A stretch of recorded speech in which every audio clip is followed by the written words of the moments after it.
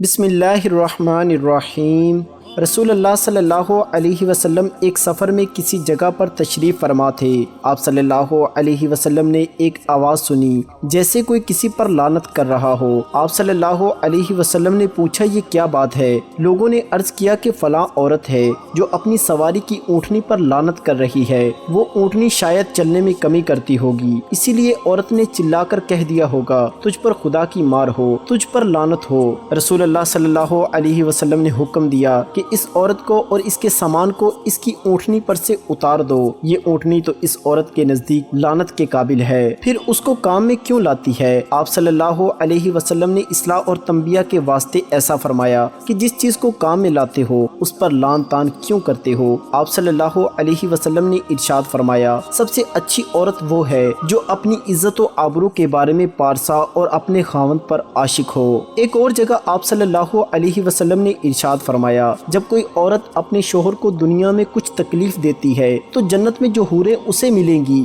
وہ کہتی ہیں خدا تجھے غرق کرے، وہ تیرے پاس مہمان ہے، جلد ہی تیرے پاس سے ہمارے پاس چلا آئے گا۔ آپ صلی اللہ علیہ وسلم نے فرمایا دوزخ کی جو عورتیں جن کو میں نے دیکھا نہیں میرے بعد پیدا ہوں گی، انہوں نے کپڑے پہنے ہوں گے اور ننگی ہوں گی، یعنی نام کا بدن پر کپڑا ہوگا لیکن کپڑا اتنا باریک ہوگا کہ تمام بدن نظر آئے گا، اور اترا کر بدن کو مٹکا کر چلیں گی اور بالوں کے اندر مباف یا کپڑا دے کر بالوں کو لپیٹ کر اس طرح باندھیں گی کہ جس میں بال بہت زیادہ معلوم ہوں گے جیسے اونٹ کا کوہان ہوتا ہے، یعنی ایسی عورتیں جنت میں داخل نہیں ہوں گی بلکہ اس کی خوشبو بھی ان کو نصیب نہیں ہوگی۔ آپ صلی اللہ علیہ وسلم نے فرمایا سب عورتوں سے اچھی عورت وہ ہے جو شوہر اس کی طرف نظر کرے تو اس کو خوش کر دے، اور جب وہ اس کو کوئی حکم دے تو اس کی اطاعت کرے، اور اپنی جان اور مال میں سے اس کو ناخوش کر کے اس کی مخالفت نہ کرے۔ شریعت مطہرہ بیوی کو اپنے شوہر کی خوب اطاعت اور فرما برداری کا حکم دیتی ہے۔ حضور صلی اللہ علیہ وسلم نے فرمایا وہ عورت جس کی موت اس حالت میں ہو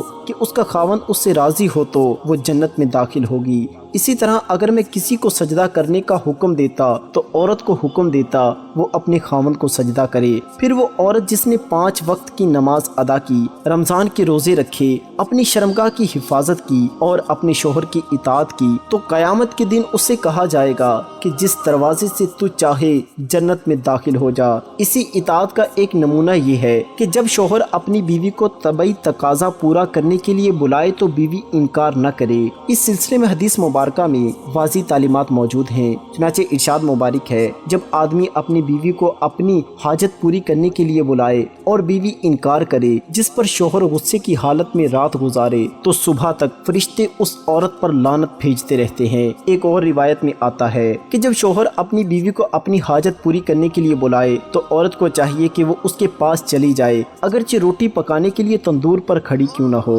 اس سلسلے میں شوہر کو بھی چاہیے کہ وہ بیوی کی ہر جائز ضروریات کو پورا کرے، اور اگر کوئی کیفیت بیوی کے اختیار میں نہیں ہے اس پر بیوی کا مواخذانہ نہ کرے بلکہ اللہ تعالیٰ سے دعا کرے بیوی کے دل میں اس کی محبت آ جائے۔ جامع صغیر میں روایت ہے آپ صلی اللہ علیہ وسلم نے فرمایا جب شوہر اپنی بیوی کو بلائے یعنی ہم بستری کے لیے تو عورت پر واجب ہے کہ وہ فوراً اپنے شوہر کی بات مان لے سوائے شرعی عذر کے۔ شرعی عذر کی وجہ سے بیوی انکار کر سکتی ہے، یعنی ایسی کوئی شرعی مجبوری مثلا حیض ہمواری وغیرہ وہ الگ بات ہے، لیکن اگر کوئی شرعی عذر نہیں ہے تو آپ صلی اللہ علیہ وسلم فرماتے ہیں کہ وہ عورت فوراً اپنے شوہر کی بات مان لے، خواہ وہ اونٹ کے کجاوے یعنی اونٹ کی وہ سیٹ جس پر بیٹھ کر سواری کی جاتی ہے پر ہی کیوں نہ بلا رہا ہو۔ ابن قدامہ المقدسی رحمۃ اللہ علیہ کا کہنا ہے اور اگر مرد اپنی بیوی کی نافرمانی کا خدشہ محسوس کرے یعنی اس میں نافرمانی کی علامت ظاہر ہو کہ وہ اپنے آپ کو خاوند کے سپرد نہ کرے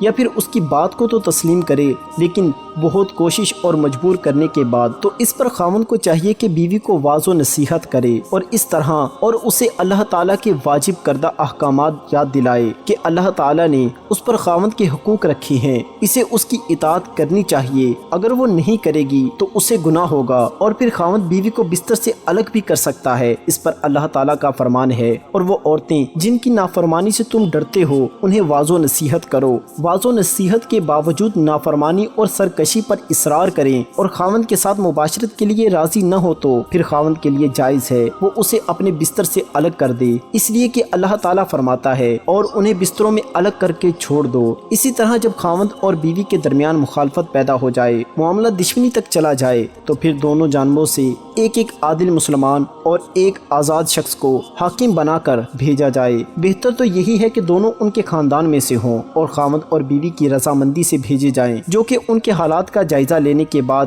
اگر تو ان کے درمیان صلح بہتر ہے تو صلح کروا دیں، اگر تو وہ یہ دیکھیں کہ ان کی علیحدگی ہی بہتر ہے تو ان دونوں کے درمیان طلاق یا خلا کرا دیں۔ جو بھی فیصلہ وہ کریں گے وہ خاوند اور بیوی کو تسلیم کرنا ہوگا۔ اس کے متعلق اللہ تعالیٰ کا فرمان ہے، اگر تمہیں خاوند اور بیوی کے آپس میں ایک دوسرے کے ساتھ انبن کا خدشہ ہو تو ایک منصف مرد والوں اور عورت والوں کی طرف سے مقرر کرو۔ اگر یہ دونوں صلح کروانا چاہیں تو اللہ تعالیٰ دونوں میں ملاپ کروا دے گا۔ اس معاملے میں خواتین کو چاہیے وہ جس حد تک ممکن ہو اپنے شوہر کی اطاعت کریں اور اس کی ہر جائز ضروریات کا خیال رکھیں۔ جب اس معاملے میں کوتاہی کرتی ہیں تو پھر انسان دوسری جگہ اپنی خواہشات کو پورا کرنے نکل پڑتا ہے اور پھر یہ بات بیوی کے لیے برداشت نہیں ہو سکتی۔ اسی وجہ سے شریعت نے اس معاملے کی اہمیت پر بہت زیادہ زور دیا ہے۔ اللہ تعالی ہم سب کو ان باتوں پر عمل کرنے کی توفیق عطا فرمائے۔ اللہ پاک ہماری ازواجی تعلقات میں پیار و محبت عطا فرمائے۔ آمین ثم آمین۔